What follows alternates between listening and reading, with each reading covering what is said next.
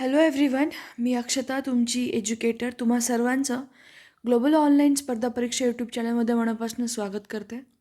Global online प्लॅटफॉर्मनी एक complete series launch केलेली आहे for upcoming Maharashtra SET examination 2023साठी.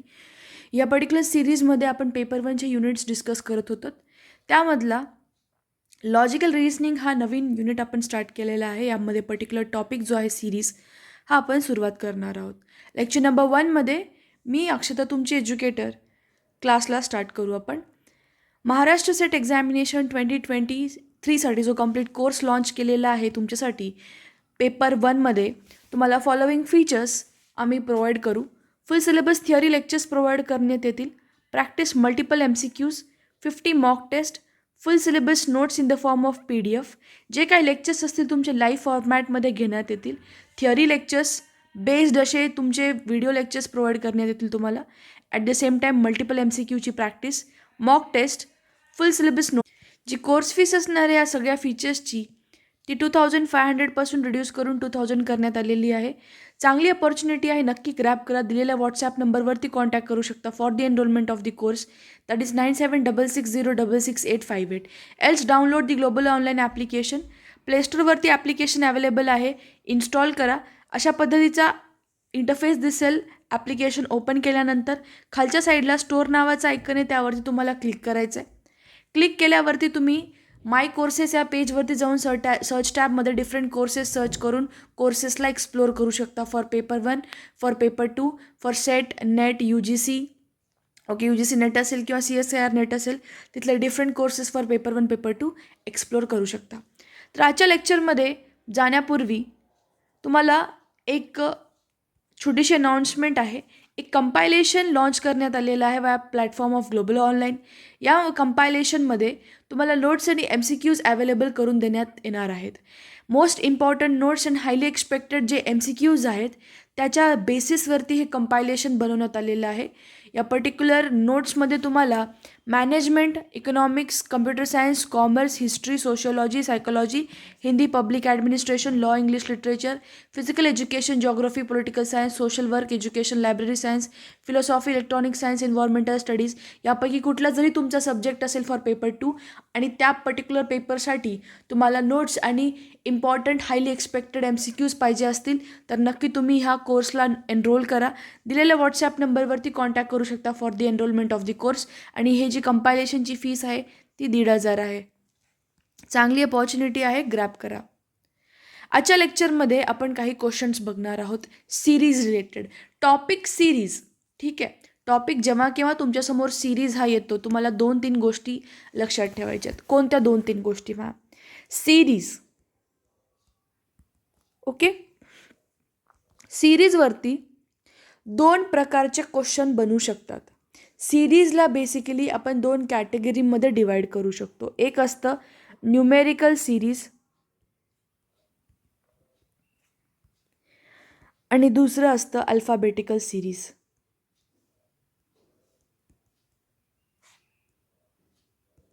Okay, numerical series, alphabetical series. Numerical series काय आहेत, alphabetical series काय आहेत, मी तुम्हाला एक्सप्लेन करते. बट ह्या ह्याच्या बेसिसवरती 2 कॅटेगरीच्या बेसिसवरती एक्झाममध्ये क्वेश्चन येऊ शकतात. ह्याच्या इन्क्लुडिंग ह्या दोघांचं कॉम्बिनेशन बनवतात, त्याला बोलतात अल्फा न्यूमेरिक सिरीज. हे काय असतं काय नाही मी डिटेलमध्ये एक्सप्लेनेशन देते तुम्हाला, फक्त समजून घ्या. सिरीज हा जेव्हा तुम्ही टॉपिक स्टडी करतो त्यामध्ये तुम्ही 2 डिफरंट टाईप ऑफ क्वेश्चन्सला सामोरे जाणार आहात. एक आहे न्यूमेरिकल सिरीज किंवा नंबर सिरीज पण आपण त्याला बोलू शकतो. यामध्ये सरळ सरळ नंबर दिलेले असतात, ठीक आहे. त्या नंबरच्या पर्टिक्युलर ह्याच्यामध्ये काहीतरी लॉजिक असतं, त्याच्या अकॉर्डिंग नंबर्सचे अरेंजमेंट केलेली असती. लॉजिक पकडून आपल्याला अपकमिंग आन्सर काय आहे, उत्तर काय ते शोधून काढायचं आहे, ठीक आहे. अल्फाबेटिकल सिरीजमध्ये काय असतात, इंग्लिश लँग्वेजमध्ये जे काही अल्फाबेटिकल लेटर्स आहेत A to Z त्याच्या बेसिसवरती काहीतरी लॉजिकल क्वेश्चन्स विचारले जातात अल्फाबेटिकल सिरीज. आणि अल्फा न्यूमेरिक सिरीजमध्ये तुम्ही दोघांचंही कॉम्बिनेशन बघतो. म्हणजे नंबर्स पण असतात, लेटर्स पण असतात, सिम्बल्स पण ॲड असतात त्याच्यामध्ये. नंबर्स, लेटर्स, सिम्बॉल्स अशा डिफरंट सिम्बॉल्समध्ये काय काय असतात, हॅशटॅग असेल, @ असेल, स्टार असेल, डॉलर असेल, ओके. अजून कुठले कुठले सिम्बॉल्स असतात तुमचे, सगळ्या टाईपचे सिम्बल्स यामध्ये इन्वॉल्ड असतात. आणि प्रत्येक सिरीजचा जो प्रश्न आहे त्यामध्ये एक पर्टिक्युलर लॉजिक दिलेला असतो आणि त्या लॉजिकच्या अकॉर्डिंग आपल्याला प्रश्न सोडवायचे असतात, ओके. न्यूमेरिकल सिरीज हाताळण्याच्या आधी काही तुम्हाला इम्पॉर्टंट टर्म्स माहिती असणं इम्पॉर्टंट आहे, गरजेचं आहे. कोणते ते इम्पॉर्टंट टर्म्स आहेत ते आधी डिस्कस करून घेऊयात आपण, ओके. बेसिकली कोणते कोणते टर्म्स आहेत, आपण नंबर सिस्टीम हा शब्द ऐकला असेल. नंबर सिस्टीम, जे काही नंबर्स आहेत मॅथमॅटिक्समध्ये, जे काही तुम्ही नंबर्स बघता 0, 1, 2, 3, 4, हे सगळे जे काही नंबर आहेत, ह्या सगळ्या नंबरला आपण बेसिकली 2 भागांमध्ये डिवाईड करतो. एक असतात रिअल नंबर आणि दुसरं असतात imaginary number. Ma'am real number काय आहे, इमॅजिनरी नंबर काय आहे, समजत नाही तुम्ही काय बोलताय. समजत नसेल फक्त ऐकून घ्या इथं मी काय बोलतं, तेवढं जरी समजलं तरी मोर दॅन इनफ आहे. हे काय प्रश्न किंवा टर्म्सच्या फॉर्ममध्ये तुम्हाला विचारणार नाहीत क्वेश्चनमध्ये. फक्त कुठलीही टॉपिकबद्दल अंडरस्टँडिंग करण्याआधी त्याच्या मागचे काही टर्म समजणं इम्पॉर्टंट आहे. प्रश्नामध्ये पण रिअल नंबर, इमॅजिनरी नंबर हे काही येणार नाही आहे, ठीक आहे. जे काही तुम्ही नंबर लाईनवरती बघतो, नंबर लाईन म्हणजे आपण जे चाइल्डहुडमध्ये बघितलं असेल 4th 5th स्टँडर्डला, जेव्हा आपल्याला मॅथमॅटिक्सचं इंट्रोडक्शन झालं होतं, गणित हा शब्द आला होता आपल्या अकॅडमिक्सला, तेव्हा आपण बघितलं असेल की 0 अशी एक नंबर लाईन होती. इकडच्या साईडला सगळे positive numbers up to infinity म्हणजे काय, काउंटलेस ऑफ नंबर. आपण जिथंपर्यंत काउंट पण करू शकत नाहीत, इमॅजिन करू शकत नाहीत काउंटिंगची, तिथेपर्यंतचे सगळे नंबर्स. तशाच पद्धतीने 0च्या ज्या लेफ्ट हँड साईडला असतात ते मायनसवाली, हे एक नंबर लाईन बघितली होती. तर त्या सर्व नंबर्सला काय बोलतात, रिअल नंबर म्हणतात. आणि इमॅजिनरी नंबर काय असतो, इमॅजिनरी नंबर अर्थात असा असतो जे इमॅजिन करतोय आपण. म्हणजे काय, लक्ष घ्या. एक एक्झाम्पल देते मी. √(-8), √(-7), √(-1), हे सगळे जे काही अंडर काय असतं युजली, √(8) किंवा √64 घ्या, हे 8 असतं.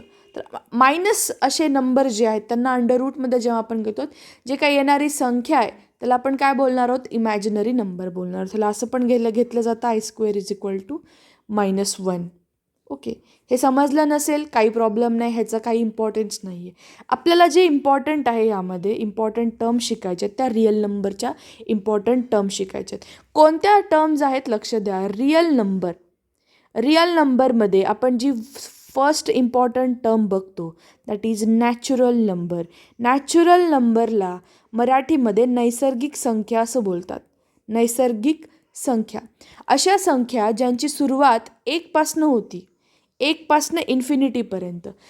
अशा संख्या ज्यांची सुरुवात कुठून व्हायली, स्टार्टिंग कुठून व्हायली, 1 पासनं, ओके. त्यांना आपण काय बोलतात, नॅचरल नंबर, नैसर्गिक संख्या, ओके. तर दुसरी एक आहे term that is whole number. Ma'am आता होल नंबर काय असतात, असे नंबर्स, ओके, असे नंबर्स ज्यांची सुरुवात 0 पासनं होते त्या नंबरला आपण काय बोलतो, होल नंबर बोलतो. होल नंबरला मराठी भाषेमध्ये संपूर्ण संख्या पण बोलतात. नॅचरल नंबर नैसर्गिक संख्या, होल नंबर संपूर्ण संख्या ज्यांची सुरुवात 0 पासनं होते, 0 to इन्फिनिटी. सो असा क्वेश्चन बनू शकतो, ॲक्च्युली बनलेला पण आहे नेटच्या एक्झाममध्ये. Summation of smallest natural number and smallest whole number. सगळ्यात छोटा नैसर्गिक संख्या आणि सगळ्यात छोटी जी संपूर्ण संख्या आहे त्यांची बेरीज घ्यायला सांगतात. तर त्या टाईमला तुम्हाला माहिती असायला पाहिजे नैसर्गिक संख्या कोणती आहे, ते सगळ्यात छोटी कोणती आहे. मग त्यामध्ये संपूर्ण संख्या कशाला बोलतात, सगळ्यात छोटी संपूर्ण संख्या कोण आहे ते माहिती असणं गरजेचं आहे. ठीक आहे. तर हे काही इम्पॉर्टंट टर्म्स होते. कोणते कोणते? नॅचरल नंबर अर्थात असे नंबर्स ज्यांची स्टार्टिंग कुठून होती? 1 पासून होती, त्यांना आपण काय बोलतो? Natural number. होल नंबर हे सगळे आपण कशातले डिव्हिजन बघतोय? रिअल नंबरचं कॅटेगरायझेशन. नॅचरल नंबर सुरुवात 1 पासून होती. होल नंबर संपूर्ण संख्या ज्यांची सुरुवात 0 पासून होती. ठीक आहे. तर ह्याच्यात काय महत्त्वाचे मॅम लक्षात ठेवणं? स्मॉलेस्ट नॅचरल नंबर किंवा सगळ्यात छोटी नैसर्गिक संख्या कोणती आहे? 1 आहे. स्मॉलेस्ट होल नंबर, सगळ्यात छोटी संपूर्ण संख्या कोणती आहे? 0 आहे. ठीक आहे. या दोघांची बेरीज काय येणार आहे? Sum of the smallest natural number and the whole number. 1 + 0 करा, 1 येतं. ठीक आहे. असं एक हे माहिती असणं गरजेचं आहे. ठीक आहे. दुसरं, यामध्ये तुम्हाला जी थर्ड टर्म समजणं इम्पॉर्टंट आहे ती आहे ऑड नंबर आणि even number. Odd number and even number. मी शॉर्टमध्ये लिहिते इवन नंबर NO. ओके. ह्याला मराठीमध्ये समसंख्या आणि विषम संख्या असं बोलतात. सम आणि विषम. ओके. समसंख्या आणि विषम संख्या. ओके. तर यामध्ये दुसरी इम्पॉर्टंट गोष्ट, कोणत्या नंबरला आपण ऑड नंबर बोलतो, कोणत्या नंबरला इवन नंबर बोलतो? ओके. सिम्पली जर याचं डेफिनेशन सांगायचं असेल तर आपण काय बोलतो? असे नंबर ज्यांना आपण 2नी भागू शकतो. Numbers that are divisible by 2. Numbers that are divisible by 2. असे नंबर्स ज्यांना आपल्याला 2नी कंप्लीट भागता येतं त्यांना आपण काय बोलतो? येस, इवन नंबर बोलतो. ठीक आहे. Simple term, simple definition even नंबरसाठी काय आहे? असे नंबर्स ज्यांना आपण 2नी डिवाइड करू शकतो त्यांना आपण काय बोलणार आहोत? इवन नंबर बोलणार आहोत. Number that are divisible by 2. त्याच्या कम्प्लीट अपोजिट ऑड नंबर, असे नंबर्स ज्यांना आपण 2नी डिवाइड करू शकत नाही, 2नी डिवाइडच करता येत नाही मॅम, तशा नंबर्सला आपण काय बोलणार आहे? ऑड नंबर बोलणार आहे. Numbers that are not divisible by 2 are called as odd numbers. There are two types of number, once again, odd number, even number. असे नंबर ज्यांना आपण 2नी भागू शकतो त्यांना आपण इवन नंबर बोलणार आहे. असे नंबर्स ज्यांना आपण ऑड नंबर ज्यांना आपण 2नी डिवाइड नाही करतात त्यांना आपण काय बोलतो? Odd number. ओके. सम आणि विषम संख्या. ठीक आहे. तर ह्याचं एक्झाम्पल काय आहे? 2, 4, 6, 8, 10, 12, 14, 16, 18 सो ऑन, अशा पद्धतीने. ठीक आहे. 1च्या गॅपनी. तसंच सिमिलरली 1 असेल, 3 असेल, 5 असेल, 7, 9, ओके, 11, 13, हे सगळे काय झाले? हे झाले ऑड नंबर. समजलं ऑड आणि इवन नंबरची. एक लक्षात घ्या, रेकॉर्डिंग चालते आहे, ठीक आहे, थोडा बहुत हे होतं आहे, बट ह्यामध्ये कुठलाही लॅग नसायला पाहिजे कॉन्सेप्टमध्ये. कॉन्सेप्ट समजणं इम्पॉर्टंट आहे. ठीक आहे. तर यामध्ये ऑड नंबर झाले, इवन सम विषम झाली, first natural number, whole number, नैसर्गिक संख्या, पूर्ण संख्या, कंप्लीट. प्राईम नंबर काय असतात समजून घेऊ आपण. प्राईम नंबर ज्याला आपण मराठीमध्ये मूळ संख्या असं बोलतो. ओके. हे मी गुगल केलेले टर्म्स आहेत. प्लीज जर काही चुकत असेल तर मला करेक्ट करून सांगत जा कॉमेंट सेक्शनमध्ये. त्यांना आपण मूळ संख्या पण बोलतो. आता प्राईम नंबर्स काय असतात मॅम? एकदम व्यवस्थित आणि सोप्या भाषेमध्ये समजून घेऊ आपण प्राईम नंबर काय असतात. ओके. नंबर्स असे नंबर्स ज्याचे फक्त 2 फॅक्टर आहेत किंवा त्याचे 2 फॅक्टर पडतात. 2 फॅक्टर पडतात अर्थात काय असतं मी एक्सप्लेन करते. पण असे नंबर ज्यांचे फक्त 2 फॅक्टर पडतात त्यांना आपण काय बोलणार आहे? प्राईम नंबर बोलणार आहे. 2 फॅक्टर पडणं अर्थात काय असतं लक्ष घ्या. एक्झाम्पल घेऊ आपण इथे काही 2, 5. 2 डिजिट घेते मी. एक आहे 2, 1, 2 आणि दुसरा आहे 5. मला सांगा 2 हा कितीच्या पाड्यात येतो? कोणत्या नंबरच्या पाड्यामध्ये किंवा कौन से टेबल में 2 आएगा ये देखना है हमें. कौन से टेबल में 5 आएगा ये देखना है. 2 सिर्फ 2 के टेबल में आता है, 2 वन ज़ार 2। सिमिलरली 5 सिर्फ 5 के टेबल में आता है, 5 वन ज़ार 5। ऑल्सो 1च्या पाड्यामध्ये पण 2 येतं, 1च्या पाड्यामध्ये पण 5 येतं। 1 के बी टेबल में 2 आता है, 1 के टेबल में 5 आता है। काय शिकत होतो आपण इथे? मूळ संख्या, प्राईम नंबर। असे नंबर ज्यांचे फक्त 2 फॅक्टर पडतात, अर्थात काय, असे नंबर जे फक्त 2 संख्यांच्या पाड्यात येत आहेत। कोणत्या 2 संख्या? एक तर कंपल्सरीली 1 असणार आहे आणि दुसरी संख्या जी असणार आहे तो नंबर इटसेल्फ असणार आहे। समजत आहे? अशी संख्या, असे नंबर ते फक्त 2 संख्यांच्या पाड्यात येणार आहेत। त्या 2 संख्यांपैकी एक संख्या तो नंबर स्वतः असणार आहे आणि दुसरी संख्या कोण असणार आहे? 1। 1च्या पाड्यामध्ये कंपल्सरी सगळे नंबर येतात, हे आपल्याला माहिती आहे। ठीक आहे, ओके मॅम। तर इथे लक्ष द्या, 2चे किती फॅक्टर झाले? 2 फॅक्टर झाले मॅम। 5चे किती फॅक्टर पडले? 2 फॅक्टर पडले। समजत आहे? अजून एक्झाम्पल्स घेईल मी अजून समजण्यासाठी। ठीक आहे, एक्झाम्पल घ्या। फॉर एक्झाम्पल मी इथे घेत आहे 6। 6 एक अशी संख्या आहे जी 1च्या पण पाड्यात येत आहे, 2च्या पाड्यात तर येते, 3च्या पाड्यात पण येते मॅम, 6च्या पण पाड्यात येते। 1च्या पाड्यात तर सगळे नंबर येतात, आपल्याला हे माहिती असणं गरजेचं आहे। ज्यांच्या मॅथ्स वीक आहे त्यांच्यासाठी मी सांगत आहे, 1च्या पाड्यात सगळे नंबर येतात। ओके, 6 कोणाकोणाच्या पाड्यात येतात? 2च्या पण पाड्यात येतात, 2 3 जार 6। 3च्या पण पाड्यात येतात, 3 2 जार 6। 6च्या पण पाड्यात येतात, 6 1 जार 6। किती फॅक्टर्स पडत आहेत? 1 2 3 4। मॅम 6चे 4 फॅक्टर पडतात। अजून एक एक्झाम्पल घेऊ आपण, एक मिनटं। ओके, नेक्स्ट एक्झाम्पल घ्या 8।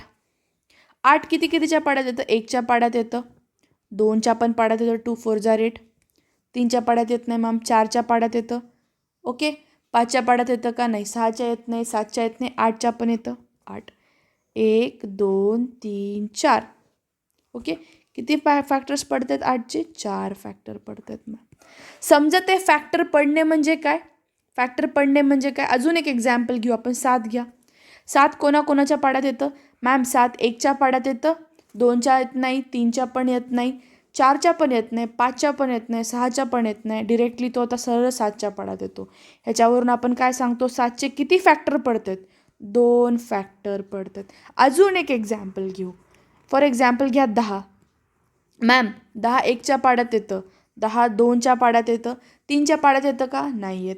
4च्या येतं का? नाही येत। 5च्या येतं, 6च्या येत नाही, 7च्या येत नाही, 8च्या येत नाही, 9च्या येत नाही, डिरेक्टली आता 10च्या येतं। तर किती फॅक्टर पडतात? 4 फॅक्टर पडतात। 1 2 3 4। अर्थात आता एवढे एक्झाम्पल्सवरून तुम्हाला समजलं असेल की फॅक्टर पडणे म्हणजे काय। एखादी संख्या एखादा जो काही नंबर दिलेला आहे, ठीक आहे, तो किती संख्यांच्या पाड्यामध्ये येतो, एवढं समजलं असेल तर त्याला आपण काय बोलतो? फॅक्टर्स पडणे बोलतो। 2 2च्या पाड्यात येतं, 1च्या पाड्यात येतं, 5 5च्या पाड्यात येतं, 1च्या पाड्यात येतं, म्हणून ह्याच्यावरून 2 2 फॅक्टर्स। 6 1च्या पाड्यात, 2च्या पाड्यात, 3च्या पाड्यात, 6च्या पाड्यात येतं, म्हणून टोटल 4 फॅक्टर पडले मॅम। 8 बघा, 1च्या पाड्यात, 2च्या पाड्यात, 4च्या पाड्यात, 8च्या पाड्यात, म्हणून टोटल किती फॅक्टर झाले? 4 फॅक्टर झाले। 7 कितीच्या पाड्यात येतं? 1च्या पण येतं, 7च्या पण येतं, म्हणून 2 फॅक्टर। 10 1 2 5 10, total 4 factor. अशा पद्धतीने फॅक्टर पडणे झाले। आता मूळ संख्येची जी डेफिनेशन बघितली आपण, प्राइम नंबर का अगर डेफिनेशन समझने की कोशिश करें तो प्राइम नंबर का डेफिनेशन काय सांगत आहे? त्याचं डेफिनेशन काय बोलत आहे की अशी संख्या ज्याचे फक्त 2 फॅक्टर पडत आहेत। मला सांगा, जेवढे आपण एक्झाम्पल्स बघितले ह्यामध्ये 2 जी संख्या आहे, 2 जो नंबर आहे त्याचे किती फॅक्टर पडलेत मॅम? 2 फॅक्टर। सरळ सरळ हा प्राइम नंबर झाला। 5चे किती फॅक्टर पडले मॅम? 2 फॅक्टर पडले, हा काय झाला? प्राइम नंबर झाला। 6चे किती फॅक्टर पडतात मॅम? 1 2 3 4। पण मूळ संख्याचे डेफिनेशन काय म्हणते? फक्त 2 फॅक्टर पाहिजे। तिथे टोटल किती फॅक्टर झाले? 4 फॅक्टर। म्हणून ही मूळ संख्या आहे का? नाही आहे मॅम. सिमिलरली 8चे 2 फॅक्टर आहेत का? नाही. 8चे टोटल किती फॅक्टर आहेत? 4 फॅक्टर आहेत. म्हणून हे पण मूळ संख्येच्या डेफिनेशनमध्ये येत नाही. 7चे किती फॅक्टर पडत आहेत? 2 फॅक्टर मॅम. हे पण मूळ संख्या नाही आहे. 8 सॉरी 2 फॅक्टर पडत आहेत 7चे, तर ही काय झाली? मूळ संख्या झाली. आपल्याला फक्त 2 फॅक्टर पाहिजे. 8चे किती फॅक्टर पडत आहेत मॅम? 4 फॅक्टर पडतात. आपल्याला पाहिजेत किती डेफिनेशन प्रूव्ह करण्यासाठी? 2 फॅक्टर. म्हणून 10 पण काय झालं? मूळ संख्या नाही आहे. असेच जर एक्झाम्पल्स आपण बघत गेलो फॉर प्राईम नंबर, आपण क्लिअरली सांगू शकतो. मी इथे लिहिते एक्झाम्पल्स. 2 असेल, 3 असेल, 5 असेल, 7,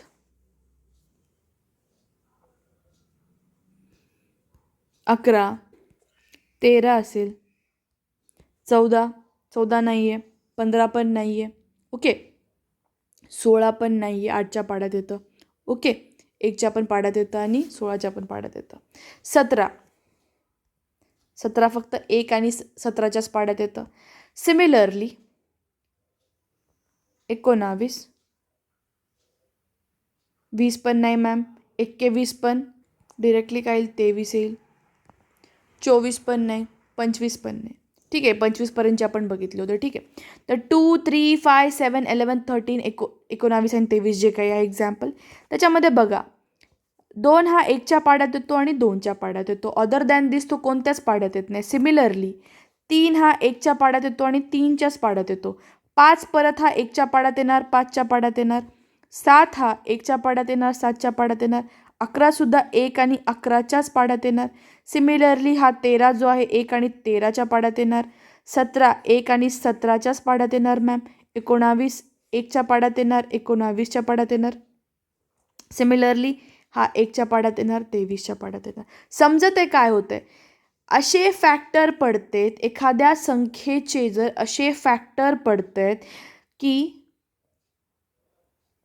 फॉर एक्झाम्पल एक संख्या घेतली आपण, इथे घ्या 13, त्याचे फक्त किती फॅक्टर पडणार आहेत? 2 फॅक्टर पडणार आहेत. कसे 2 फॅक्टर? एक तो नंबर इटसेल्फ. नंबर इटसेल्फ म्हणजे काय?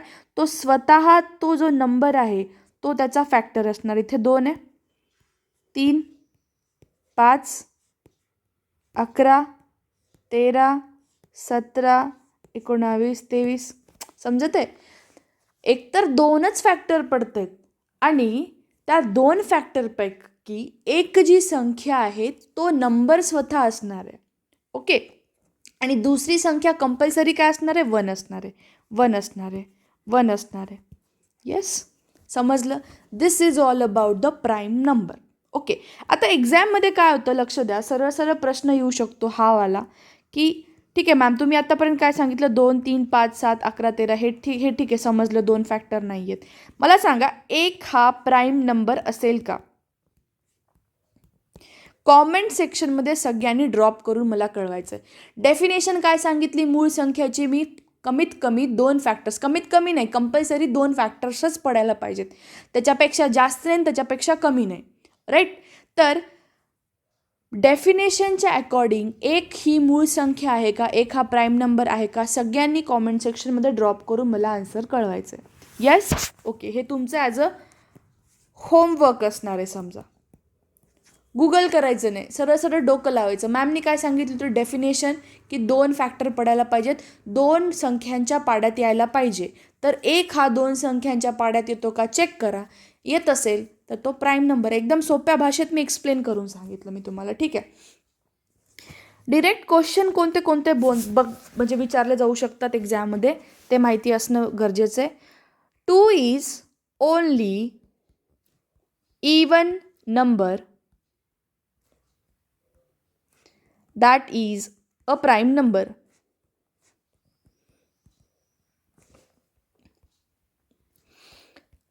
काय म्हणतंय? 2 हा फक्त एक अशी संख्या आहे, इवन ऑड आपण बघितलं होतं, सम विषम, ओके. 2 जे आहे it is an only even number. फक्त एक असा इवन नंबर एकच आहे. कोण आहे तो? 2 आहे. एक असा एकच इवन नंबर आहे जो प्राईम नंबर आहे. Only even number which is prime. फक्त एक संख्या जी इवन आहे आणि सोबत काय आहे ती मूळ संख्या आहे. कोण असणार आहे? 2 असणार आहे. प्रश्न सरळ सरळ एक्झाममध्ये आला तर तुम्हाला माहिती असणं गरजेचं आहे. फॅक्च्युअल गोष्टी झाल्या ह्या. सेकंड फॅक्च्युअल थिंग, 1 ते 100च्या मध्ये किती टोटल प्राईम नंबर आहेत मॅम? टोटल 25 प्राईम नंबर आहेत. 1 ते 100च्या मध्ये. 1 ते 50च्या मध्ये जर विचारलं तर टोटल 15 प्राईम नंबर आहेत मॅम. विचारू शकतात क्वेश्चन, एक्झामच्या क्वेश्चनमध्ये की 1 ते 100च्या मध्ये किती प्राईम नंबर आहेत? 25. 1 ते 50च्या मध्ये किती आहेत? 15 प्राईम नंबर. 50 ते 100च्या मध्ये किती टोटल प्राईम नंबर आहेत? 10 प्राईम नंबर. ठीक आहे. हे 3 फॅक्च्युअल थिंग्स आहेत जे अंडरस्टँड करा. इथे समजून घ्या, रट्टा नका मारू. 1 ते 100च्या मध्ये 25. एक वाटल्यास काम करा, 1 ते 100पर्यंत आज जेवढे काही संख्या आहेत त्या सगळ्यांचे फॅक्टर्स पाडायचे ट्राय करून बघा. ओके, हे इम्पॉर्टंट आहे. 1 to 100, 1 to 50, 50 to 100, 25 prime numbers, 15 prime numbers आणि 10 प्राईम नंबर्स. ओके, संपलं हे. ओके मॅम, अजून काय नेसेसरी आहे? नेसेसरी एक्झामसाठी ती आहे डिव्हिजिबिलिटी रूल.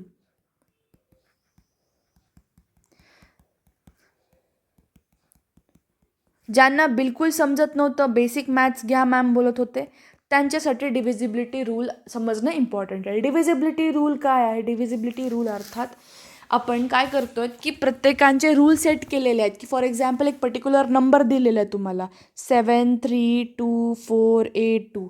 हा पर्टिक्युलर नंबरला आपण 2नी डिवाईड करू शकतो का? 3नी डिवाईड करू शकतो का? 4नी करू शकतो का? 5नी, 6नी, 7नी, 8नी, 10, 11, 12, 13 ह्या सर्व नंबर्सनी आपण ह्याला डिवाईड करू शकतो का? हे जर चेक करायचं असेल तर सिम्पल काही रूल सेट केलेले आहेत. त्या पर्टिक्युलर रूल्सलाच आपण डिव्हिजिबिलिटी रूल बोलतो. काय डिव्हिजिबिलिटी रूल म्हणजे काय? परत एकदा मी सांगते. एक दिलेली संख्या आहे, त्या संख्येला आपण कोणत्या कोणत्या नंबरनी भागू शकतो? 2नी, 3नी, 4, 5नी, 6नी, 7नी, 8नी, 9 किंवा 10, 11, 12, 13 ह्या नंबर्सनी डिवाईड करू शकतो का कम्प्लिटली?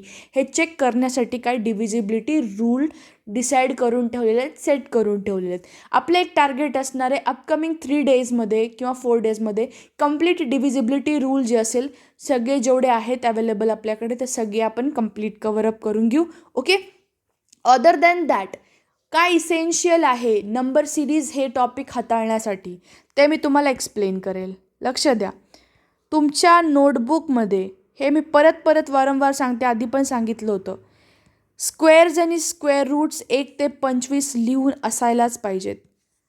25 सांगते, मिनिमम 25 सांगते, मॅक्सिमम 30-35पर्यंत तरी राहायला पाहिजे. ओके, स्क्वेअर्स आणि स्क्वेअर रूट असणं गरजेचं आहे. सिमिलरली क्यूब आणि क्यूब रूट हे माहिती असणं इम्पॉर्टंट आहे. परत 30पर्यंत मी सांगेल. 3 ॲक्टिव्हिटी कवर करायचे तुम्हाला. एक इम्पॉर्टंट गोष्ट स्क्वेअर आणि स्क्वेअर रूट. एक नवीन नोटबुक करा. लॉजिकल रिझनिंग टॉपिक स्टार्ट झाला आहे, फाईन. लॉजिकल रिझनिंगच्या फर्स्ट पेजला तुम्ही जे काही करणार आहात त्यामध्ये तुम्ही काय कराल, 1 ते 30पर्यंतचे जे काही स्क्वेअर्स आहेत ते लिहून काढा. स्क्वेअर रूट आहेत ते लिहून काढा.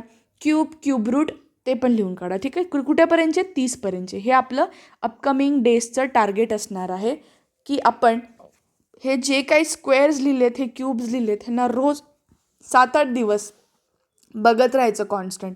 याचा यूज खूप आहे. मॅथमॅटिकल रिझनिंग असो, लॉजिकल रिझनिंग असो, प्राईम नंबर्स जी मी कॉन्सेप्ट समजवली आहे तुम्हाला, डिरेक्टली प्रश्न बनू शकतो. प्राईम नंबरवरती डिरेक्ट प्रश्न बनू शकतो. काय की एक नंबर सिरीज दिलेली, अपकमिंग नंबर कोणता येईल तर त्या टाईमला प्राईम नंबरचं लॉजिक लावलेलं असतं तिथे. तेव्हा समजायला तुम्हाला हे आधी माहिती गरजेचं आहे. माहिती असणं की प्राईम नंबर काय, मूळ संख्या काय, राईट, ती कॉन्सेप्ट मी समजून सांगली. तर तुमचं व्हेरी इम्पॉर्टंट टार्गेट आजचं जे आहे स्क्वेअर रूट 1 ते 25 मॅक्सिमम 30पर्यंत फ्रंट पेजला लिहायचं. क्यूब आणि क्यूब रूट 30पर्यंतचे फ्रंट पेजला लिहायलाच पाहिजे. ओके, लिहून ठेवा. तुमच्यासाठी सांगते, माझा काही फायदा नाही आहे, पर्सनल फायदा यामध्ये. दुसरी इम्पॉर्टंट गोष्ट ती ही की जे काही तुम्ही प्राईम नंबर्स आज आपण कॉन्सेप्ट शिकली, मूळ संख्या 1 ते 100पर्यंतचे जितके काही प्राईम नंबर आहेत ते तुम्ही 3rd पेजवर लिहून काढा. 1 ते 100पर्यंतचे जेवढे काही प्राईम नंबर आहेत, मूळ संख्या आहेत, ते लिहून काढा. ओके. सो काही हे इम्पॉर्टंट थिंग होतं मला तुम्हाला सांगायचं की ओके, हे काही इम्पॉर्टंट गोष्टी आहेत जे गरजेचे आहेत शिकणं कधी पण मॅथमॅटिकल रिझनिंगला किंवा कुठल्याही गोष्टीला लॉजिकल रिझनिंगला हाताळण्याच्या आधी. तर सिरीजसाठी जे इम्पॉर्टंट टर्म्स होते मी ते तुम्हाला एक्सप्लेन करून सांगितले. एक टर्म आहे कॉम्पोजिट नंबर. कॉम्पोजिट नंबर काय असतं, प्राईम नंबरच्या थोडंसं वेगळं. प्राईम नंबरमध्ये आपण 2 फॅक्टर म्हटलं होतं, कॉम्पोजिट नंबरमध्ये 4 फॅक्टर बोलतो आपण.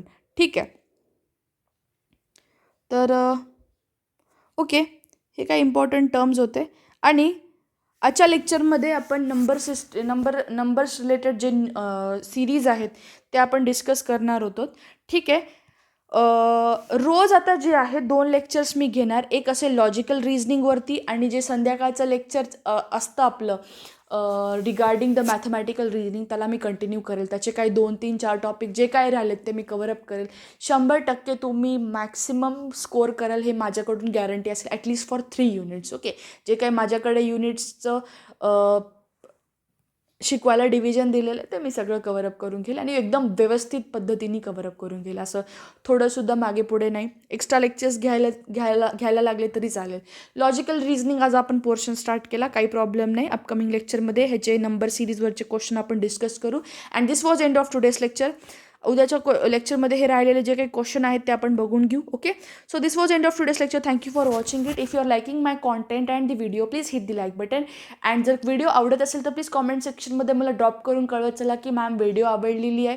स्पीड कमी जास्त होत असेल तर मॅम स्लो घ्यायचं आहे, मॅम फास्ट घ्यायचं आहे, जे काही असेल कॉमेंट सेक्शनमध्ये ड्रॉप करून कळवा. आणि चॅनलला नवीन असेल तर नक्की सबस्क्राईब करा, जेणेकरून जास्तीत जास्त स्टुडंट्सला शेअर पण करा सोबत, सगळ्यांना त्याचा फायदा होईल असं. ओके.